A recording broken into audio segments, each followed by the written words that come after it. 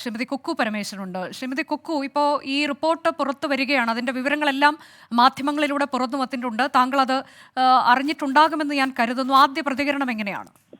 ഞാനത് റിപ്പോർട്ട് വരും എന്നറിഞ്ഞു വന്നു. ഞാൻ പുറത്താണുള്ളത്. ഞാനത് വായിക്കാനോ അത് കാണാനോ മനസ്സിലാക്കാനോ ഒന്നും കഴിഞ്ഞിട്ടില്ല. ഇത് വരും എന്നുള്ളത് നമുക്ക് അറിയാവുന്ന കാര്യമാണ്. അതെന്തായാലും പുറത്ത് വരേണ്ടതാണ്. ഇതൊരു കമ്മിറ്റി സ്റ്റഡി ചെയ്തുള്ള റിപ്പോർട്ടാണ്. അവർ ആധികാരികമായിട്ട് അത് പഠിച്ച് മനസ്സിലാക്കിയിട്ട് പുറത്തേക്ക് വന്നതാണ്. ഇതെല്ലാം സത്യമാണ്. അതുപോലെ ഈ തൊഴിലിടങ്ങൾ, സ്ത്രീകൾക്ക് ഒരു തൊഴിലിടവും സേഫ് അല്ല. അത് സിനിമ മാത്രമല്ല, ഈവൻ മീഡിയ ഹൗസസ് പോലും സേഫ് ആണോ എന്ന് ചോദിച്ചാൽ ഞാൻ പറയല്ല. തൊഴിലിടങ്ങൾ എല്ലാം സേഫ് ആകണം. അത് ഞങ്ങളുടെ അവകാശമാണ്, സ്ത്രീകളുടെ അവകാശമാണ്. ഇനിയിപ്പോ ഇത് വന്ന സ്ഥിതിക്ക് ഇനി അടുത്ത് ചെയ്യേണ്ടത് ഇതൊക്കെയാണല്ലോ ഇതിനകത്ത് എന്ന് പറയുകയല്ലേ. ഇനി എന്ത്, നാളെ എങ്ങനെ മാറ്റാം, നാളെ ഇങ്ങനെ അല്ലാതെ എങ്ങനെ ആക്കാം, അതാണ് ചർച്ച ചെയ്യേണ്ടത്.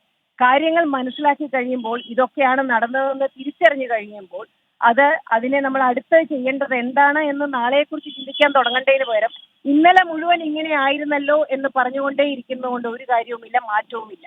നിങ്ങൾ നേരത്തെ പറഞ്ഞൊരു സെന്റൻസ് ഞാൻ കേട്ടു, സ്ത്രീകളെ എങ്ങനെ ഞങ്ങൾ അയക്കും. നിങ്ങൾ ആരും സ്ത്രീകളെ അയക്കുകയല്ല, സ്ത്രീകൾ സ്വയം ചൂസ് ചെയ്താണ് വരേണ്ടത്. അത് അവരുടെ അവകാശമാണ്.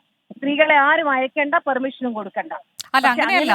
സ്ത്രീകളെ അയക്കുക എന്ന് പറയുമ്പോൾ പലപ്പോഴും ചെറിയ പെൺകുട്ടികൾ ഈ മേഖലയിലേക്ക് വരുന്ന, ശ്രീമതി കുക്കു, ഈ മേഖലയിലേക്ക് ഏത് തരത്തിലേക്കാണ് നമുക്ക് വിശ്വസിച്ച് വരാൻ കഴിയുക? എങ്ങനെയായിരുന്നു എങ്ങനെ സ്ത്രീകളെ വിശ്വസിച്ച് അയക്കുവോ അയക്കാതിരിക്കോ? സ്ത്രീകൾ ധൈര്യത്തോടെ തിരിച്ചു വരണമെങ്കിൽ സിനിമ കേരളം പോലെയുള്ള ഒരു സ്റ്റേറ്റ്, കേരളത്തിലെ സർക്കാർ അങ്ങനെയുള്ളിടത്ത് മാത്രമേ ഇത് പുറത്ത് പറയാനും ചർച്ച ചെയ്യാനും ധൈര്യം പാടുള്ളൂ. ഇത് എല്ലാ സിനിമാ മേഖലയിലും ഉണ്ട്. ഇന്റർനാഷണലി എടുത്താലും ഉണ്ട്. ഇവിടെ മാത്രമേ ഇത് ചർച്ചയാവുന്നുള്ളൂ. എന്തുകൊണ്ടാണ്? ഉത്ബുദ്ധരായ ജനങ്ങൾ ഉള്ളതുകൊണ്ടും അത് തിരിച്ചു പറയേണ്ട സമയം അതിക്രമിച്ചിരുന്നു, പറഞ്ഞു. ഇനി എന്താന്നുള്ളതല്ലേ അതിൽ ഏറ്റവും അടുപ്പം നമ്മൾ ഏറ്റവും ആദ്യം ചിന്തിക്കേണ്ടത്. എങ്ങനെയാണ് ഈ മാറ്റങ്ങൾ വരുത്തേണ്ടത്? അപ്പൊ സർക്കാർ ഒരു സിനിമ പോളിസി കൊണ്ടുവരുന്നുണ്ട്.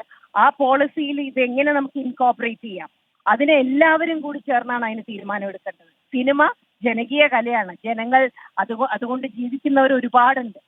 ആ സിനിമ നിലനിർത്തണം. സിനിമ ഇൻഡസ്ട്രി ഇല്ലാതാവുകയല്ല വേണ്ടത്. അവിടെ സ്ത്രീകൾ വേണം, പുരുഷന്മാർ വേണം, എല്ലാ ജെൻഡേഴ്സും വേണം. എങ്ങനെ ഇവരെ എല്ലാം ചേർത്ത് നിർത്തി വർക്ക് ചെയ്യാൻ പറ്റും? അതിന് ഈ സിനിമാ സംഘടനകൾക്കൊക്കെ വലിയ റോള് വഹിക്കാൻ കഴിയില്ലേ ശ്രീമതി കുക്കു പരമേശ്വരൻ? അപ്പൊ നിങ്ങൾ സംഘടനകളോടാണ് ഇത് സംസാരിക്കേണ്ടത്. ഞാനൊരു സംഘടനയിലെ ഒരു മെമ്പർ മാത്രമാണ്. ഞാൻ എന്റെ പേഴ്സണൽ പോയിന്റ് ഓഫ് വ്യൂ ആണ് ഈ പറയുന്നത്. അതെ, താങ്കൾ ഒരു മെമ്പർ എന്നുള്ള നിലയിലാണ് ഞാൻ ആ ചോദ്യം ചോദിക്കുന്നത്. ഈ അമ്മ പോലെയൊക്കെയുള്ള സംഘടനകൾക്കൊക്കെ ഇതിൽ വളരെ ഫലപ്രദമായ ഇടപെടലുകൾ നടത്താൻ കഴിയേണ്ടതല്ലേ?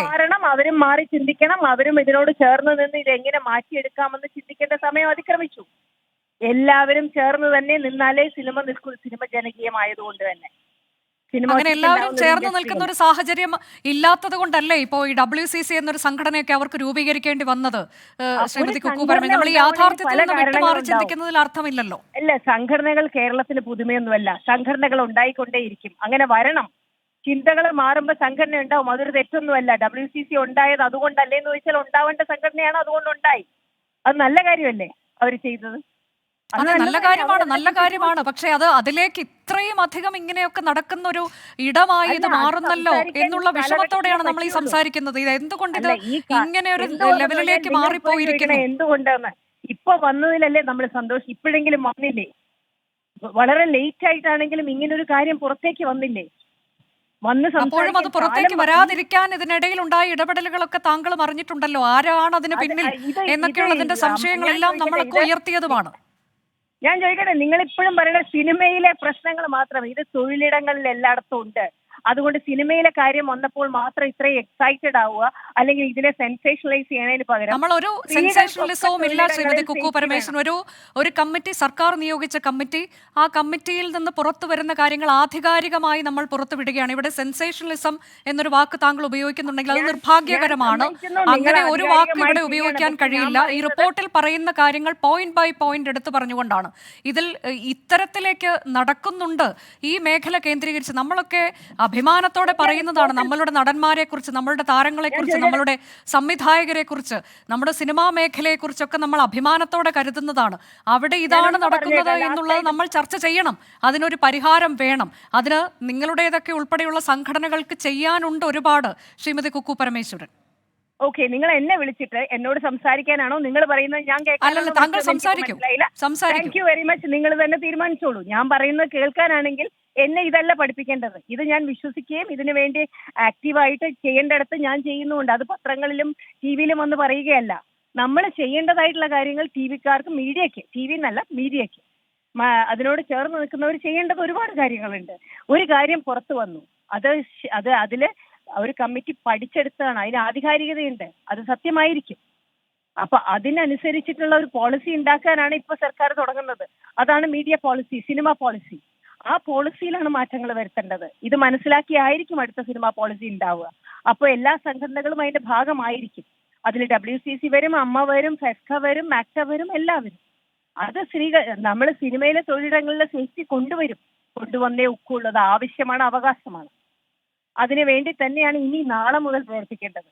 അതോടൊപ്പം തന്നെ നമുക്ക് മറക്കാൻ പറ്റില്ല കൽക്കട്ട ഹോസ്പിറ്റലിൽ നടന്നത്. അതും തൊഴിലിടമല്ലേ? സിനിമയ്ക്ക് മാത്രമല്ല ഇതൊന്നും. സ്ത്രീകൾക്ക് എവിടെയും വർക്ക് ചെയ്യാനുള്ള അവകാശമുണ്ട്, ആഗ്രഹമുണ്ട്, ഇച്ഛാശക്തിയുമുണ്ട്. അതിന് സ്പേസ് വേണം. അത് ഞങ്ങളുടെ അവകാശമാണ്. അതിലേക്ക് മാറണം ചിന്തകൾ. സിനിമ അതിന്റെ ഒരു ഗ്ലാമർ കൊണ്ട് മാത്രം സിനിമ അട്രാക്റ്റീവ് ആവുന്നതിൽ കാര്യമില്ല. അത് ഞാൻ പറയാം, ഇതിപ്പോ നടിമാരുടെ മാത്രമല്ല, സിനിമയിൽ തൊഴിൽ ചെയ്യുന്ന ഒരുപാട് പേരുണ്ട്. അവരുടെ കാര്യങ്ങൾ ഇപ്പം എത്ര സ്ത്രീകളെ അവർ ഇന്റർവ്യൂ ചെയ്തു, അത് നിങ്ങൾക്കറിയാമോ? അതിലെ സിനിമയിൽ 100 ആയിരങ്ങളാണ് പണിയെടുക്കുന്നത്. അതിലൊരു 50-60 പേരെ മാത്രമായിരിക്കും ഇന്റർവ്യൂ ചെയ്തിട്ടുണ്ടാവുക. സോ ഇതൊക്കെ അതിന്റെ ഭാഗം. അല്ല, ഇതിൽ പ്രമുഖരായ നടിമാരുണ്ട്, കൂടാതെ ജൂനിയർ ആർട്ടിസ്റ്റുമാരുണ്ട്, നർത്തകരുണ്ട്. അതിൽ ചില നർത്തകരൊന്നും മൊഴി നൽകാൻ തയ്യാറായിരുന്നില്ല എന്നൊക്കെയുള്ള വിവരങ്ങൾ പുറത്തു വന്നിട്ടുണ്ട്. ഇതിന്റെ രണ്ട് ഭാഗവും ഉണ്ട്.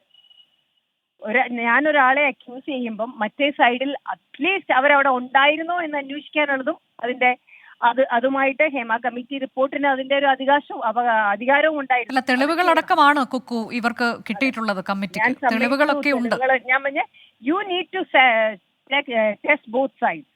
ഇത് നടന്നിട്ടുള്ളതായിരിക്കും ഉറപ്പായിട്ടും. സിനിമയിൽ ഇത് നടക്കുന്നുണ്ടെന്ന് ഞാനും സമ്മതിക്കുന്നു.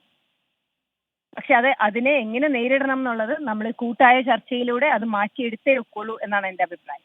ആ തരത്തിലേക്ക് ചർച്ചകളിലേക്ക് സംഘടനകൾ മുമ്പോട്ട് പോകുമെന്ന് നമുക്ക് കരുതാം. അതാണ് നമ്മളുടെ പ്രതീക്ഷയും. നന്ദി കുക്കു പരമേശ്വരൻ പ്രതികരിച്ചു.